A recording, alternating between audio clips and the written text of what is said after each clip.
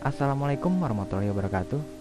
Halo semuanya, perkenalkan, nama saya Dias Ahmad, mahasiswa Universitas Bina Sarana Informatika, jurusan Ilmu Komunikasi dari kelas 442B37. Sebelumnya, saya ingin mengucapkan terima kasih kepada Bapak Irfan Fauzi MSc selaku dosen mata kuliah Public Speaking yang telah memberikan kesempatan kepada saya untuk mempresentasikan materi saya. Pada kesempatan kali ini, saya akan mempresentasikan tema yang saya pilih, yaitu kampanye sosial. Sebelum masuk ke judul kampanye sosial yang saya buat, pertama saya akan menjelaskan pengertian kampanye sosial terlebih dahulu. Kampanye sosial menurut Rogers dan Story adalah serangkaian tindakan komunikasi yang terencana dengan tujuan untuk menciptakan efek tertentu pada sejumlah besar masyarakat yang dilakukan secara berkelanjutan pada kurun waktu tertentu. Kampanye adalah gerakan atau tindakan serentak melawan atau mengadakan aksi, sedangkan sosial adalah semua hal yang berkenaan dengan masyarakat. Kampanye sosial dirancang dan dikelola untuk menyelesaikan problematika atau problem solving atau membenarkan situasi yang ada di masyarakat luas khususnya dalam bidang sosial. Salah satu perbedaan lain yang menunjang adalah continuity-nya, yang berarti terdapat berbagai komponen di dalam kampanye yang memiliki kemampuan menyampaikan pesan kepada target audiens. Lalu selanjutnya adalah apakah tujuan kampanye sosial dibuat? Menurut Reddy, terdapat 5 tujuan utama dari kampanye sosial, yaitu adalah: yang pertama, menginformasikan dan menyadarkan, atau to inform and create awareness. Artinya kampanye sosial dibuat untuk menyadarkan semua masyarakat untuk lebih patuh terhadap peraturan dengan membuat kampanye sehingga mereka dapat patuh kembali terhadap peraturan-peraturan yang ada. Yang kedua adalah merayu, mengajarkan, dan memotivasi, atau to persuade, educate, and motivate. Artinya kampanye sosial dibuat untuk mengajarkan dan meluruskan sikap-sikap para masyarakat sosial agar bisa lebih patuh terhadap peraturan yang telah dibuat. Yang selanjutnya adalah mengembangkan opini publik melalui ide dan tindakan, atau to mobilize public opinion towards ideas and action. Diharapkan dengan adanya kampanye sosial tidak hanya dilakukan dengan opini saja, tetapi dilakukan dengan tindakan yang nyata. Lalu selanjutnya adalah menarik target audience menggunakan media dan metode, atau to utilize appropriate media and methods in reaching the target audience. Biasanya kampanye sosial ada di mana-mana, maupun di jalan atau di televisi. Dengan dibuatnya kampanye sosial, ditargetkan untuk masyarakat agar lebih percaya lagi dan agar lebih termotivasi lagi untuk lebih mempercayai dan lebih meluruskan apa yang telah mereka lakukan salah, dan diluruskan lagi apa yang lebih benar untuk dilakukan. Lalu selanjutnya adalah memberikan hasil yang diinginkan melalui pelaksanaan program kampanye, atau to give results by implementing the programs. Dengan dibuatnya kampanye sosial diharapkan dengan adanya kesuksesan, karena dengan dibuatnya kampanye sosial semua masyarakat harus bisa patuh lagi terhadap aturan atau kampanye sosial yang telah diberikan. Lalu selanjutnya masuk ke judul kampanye sosial yang saya buat, yaitu berhentilah membuang sampah sembarangan. Masih banyak orang-orang yang masih belum sadar betapa pentingnya hal sekecil ini. Dan dengan diadakannya kampanye sosial ini adalah salah satu cara agar masyarakat bisa sadar dengan betapa pentingnya untuk tidak membuang sampah sembarangan. Pertama, saya akan menyebutkan apa sih faktor penyebab orang membuang sampah sembarangan. Yang pertama adalah kurangnya tempat sampah. Salah satu alasannya adalah kurangnya tempat sampah di daerah pemukiman masyarakat. Mereka lebih memilih membuang sampah di sekitar perairan karena tempat sampah di daerah tersebut jarang ditemukan. Meskipun demikian, pemerintah juga sudah melakukan pencegahan dengan mengirim truk-truk sampah yang menyusuri pemukiman masyarakat sehingga sampah yang dikumpul bisa diangkut. Dan walaupun sudah banyak tempat sampah di mana-mana, tapi masyarakat cenderung tidak mau membuang sampah pada tempatnya. Yang kedua adalah kurangnya slogan tentang lingkungan. Meskipun tidak menjadi penyebab utama, kurangnya slogan ataupun spanduk mengenai pentingnya menjaga lingkungan bisa menjadi salah satu alasan mengapa masyarakat masih mau membuang sampah sembarangan. Jika diperhatikan di daerah perkotaan, kebanyakan spanduk masih didominasi oleh iklan-iklan produk. Masih jarang kita temui spanduk berukuran besar mengenai dampak buang sampah sembarangan dan pentingnya menjaga lingkungan. Padahal masyarakat akan lebih mudah terjangkau karena melewati jalanan hampir setiap hari. Maka disinilah peran kampanye sosial sangat penting untuk menyadarkan masyarakat betapa pentingnya menjaga lingkungan dan tidak membuang sampah sembarangan. Lalu yang ketiga, perilaku yang masih tergantung pada pemerintah. Perilaku masyarakat yang seperti ini biasanya terjadi karena ketergantungan terhadap pemerintah. Masyarakat seringkali berpikir bahwa sampah yang mereka buang secara sembarangan akan bersih sendiri karena tugas dari dinas terkait. Padahal perilaku seperti ini tidak patut dilakukan terus-menerus. Memang, pemerintah mempunyai kewajiban untuk melakukan pembersihan terhadap sampah yang ada. Namun, sebagai masyarakat harusnya kita juga perlu menerapkan sikap yang peka terhadap lingkungan agar masing-masing pihak dapat merasakan manfaatnya. Lalu yang keempat, lingkungan sekitar yang kotor. Lingkungan sekitar yang kotor juga menjadi penyebab mengapa orang cenderung suka membuang sampah mereka sembarangan.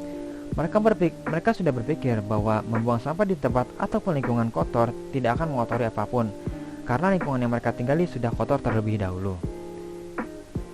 Jadi mereka sudah terbiasa untuk membuang sampah sembarangan, karena lingkungan yang mereka tinggali sudah terlihat kotor dan mereka cenderung akan melakukan buang sampah sembarangan sesuka mereka, tanpa memikirkan apa penyebab dan efek yang diberikan oleh dibuang sampah sembarangan. Lalu selanjutnya adalah bahaya membuang sampah sembarangan. Yang pertama adalah dapat membawa penyakit. Jika dibuang sembarangan, baik sampah organik maupun anorganik bisa menjadi tempat bakteri dan parasit tumbuh subur. Sampah-sampah ini juga akan mengundang berbagai binatang yang bisa menjadi faktor atau pembawa penyakit, yaitu seperti kecoa, tikus, dan nyamuk. Sampah bisa menyebabkan penyakit pada manusia melalui dua cara, yaitu secara langsung dan tidak langsung. Yang pertama adalah penularan secara langsung. Sampah yang dibuang sembarangan bisa saja disentuh orang lain. Saat ada anggota badan yang bersentuhan dengan sampah, itulah bakteri atau kuman dan parasit akan berpindah ke tubuh, sehingga menyebabkan berbagai penyakit. Buang sampah sembarangan, terutama yang tajam seperti kaleng dan kaca, juga akan meningkatkan resiko sampah tidak sengaja terinjak atau menyebabkan orang lain terluka. Saat kulit terluka, maka bakteri pun akan dengan mudah masuk ke dalam tubuh dan menyebabkan penyakit. Lalu yang kedua adalah menularkan penyakit secara tidak langsung. Penularan penyakit secara tidak langsung dapat terjadi melalui faktor atau hewan pembawa penyakit, seperti tikus, lalat, kecoa, dan nyamuk. Mereka bisa menjadi kendaraan untuk bakteri, virus, cacing, dan berbagai penyebab penyakit lainnya untuk masuk ke tubuh. Seperti pada lalat misalnya, yang bisa membawa bakteri ke makanan yang kita konsumsi, atau nyamuk yang bisa membawa virus dan menularkannya dari satu orang ke orang lain. Lalu yang kedua adalah dapat merusak lingkungan. Jika semakin banyak orang yang membuang sampah sembarangan, dan sampah itu tentu akan menumpuk, dan biasanya sampah yang menumpuk tersebut akan dimusnahkan dengan cara dibakar, dan asapnya tersebut bisa dapat merusak lapisan ozon yang semakin hari sudah semakin menipis. Dan juga semua sampah pada akhirnya akan dibuang ke laut, ataupun masih banyak orang-orang yang di pantai membuang sampah sembarangan, dan tentu akan itu dapat menyebabkan biota laut menjadi terancam, ataupun ekosistem laut lainnya yang akan terancam juga. Lalu yang ketiga adalah tentu saja banjir.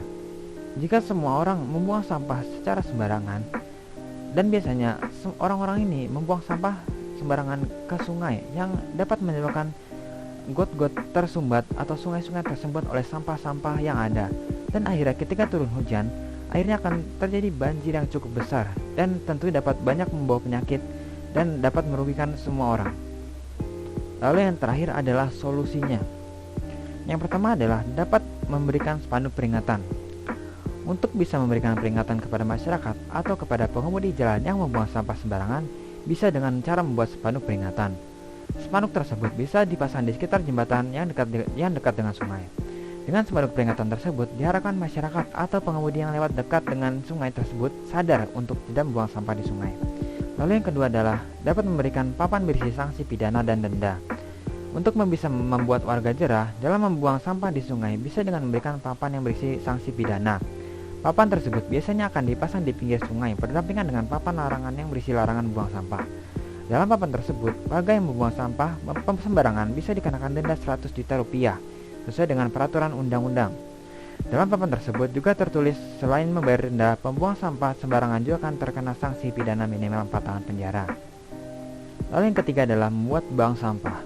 Cara mencegah pembuangan sampah di sungai adalah masyarakat bisa mendirikan bank sampah. Bank sampah sudah banyak dilakukan di Yogyakarta, yang mana setiap warga yang sudah menjadi anggota bank tersebut harus menyetorkan sampah ke bank sampah tersebut. Nantinya sampah yang sudah dikumpulkan akan didaur ulang menjadi sesuatu yang lebih berguna. Bahkan ada beberapa UKM yang memanfaatkan sampah tersebut menjadi barang-barang yang lebih berguna, seperti tas, dompet, dan masih banyak barang lainnya. Jika setiap daerah menerapkan bank sampah ini, nantinya volume sampah di sungai bisa dikurangi. Lalu yang keempat adalah tempat pembuangan sampah kolektif. Upaya menanggulangi pembuangan sampah yang terakhir adalah dengan mendirikan tempat pembuangan sampah kolektif. Banyak yang sudah memiliki tempat sampah di rumah, namun bingung kemana harus membuangnya, sehingga sungai menjadi sasaran tempat pembuangan sampah oleh masyarakat. Oleh sebab itu, tempat pembuangan sampah kolektif atau bersama-sama bisa menjadi pilihan untuk menanggulangi pembuangan sampah di sungai. Sampah di setiap rumah akan dijemput oleh gerobak sampah seminggu sekali untuk dikumpulkan di tempat sampah kolektif tersebut, yang nantinya akan ada truk sampah yang mengangkut sampah tersebut menuju ke tempat pembuangan akhir sampah. Atau yang terakhir adalah cara kreatif lainnya, seperti @ejaku di Twitter yang nge-tweet cara efektif untuk tidak buang sampah sembarangan.